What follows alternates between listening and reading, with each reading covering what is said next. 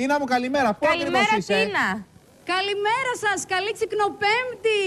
Έχω έρθει εδώ στην κυριολεξία να τσικνήσουμε, εδώ έξω από το κλειστό του Δήμου Γαλατσίου, ναι. του Γαλατσίου συγκεκριμένα. Εδώ η Ένωση Αγροτικών Συνεταιρισμών Νάξου, σε συνεργασία με το Δήμο Γαλατσίου, έχει βάλει εδώ 50 αρνιά στη σούβλα, 3.000 καλαμάκια, όπως τα λέτε εδώ στην Αθήνα, σουβλάκια όπως τα λέτε. Πώς θα τα πούμε, Τίνα, δηλαδή, σουβλάκια, καλαμάκια, όπως θες πες το. Σουβλάκια, καλαμάκια, 100 κιλά παϊδάκια. Ναι. 100 κιλά πατάτες, ναι.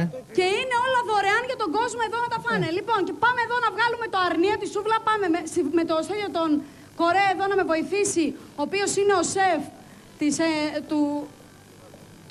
του Νοτιού Αιγαίου. Βαρύ, το κατάφερα όμως. Το κατεβάσαμε εδώ, μου το κόψετε εδώ. Να σερβίρουμε στον κόσμο εδώ που περιμένει, να δούμε τον κόσμο πίσω. Δημήτρη μου, πόσος κόσμος περιμένει.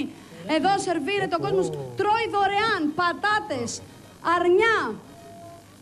Ωραία. Έχει και καλημέρα σήμερα.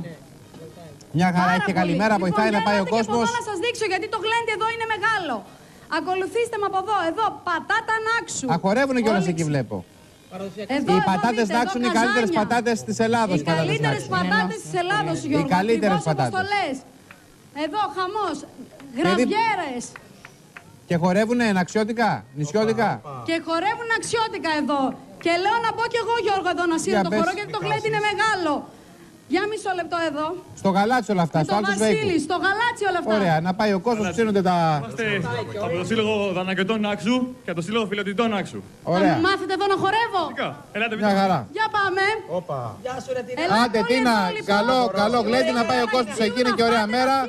Ευνοεί, ευχαριστούμε πάρα πολύ. Ευχαριστούμε πολύ. Άντε, φιλάκια.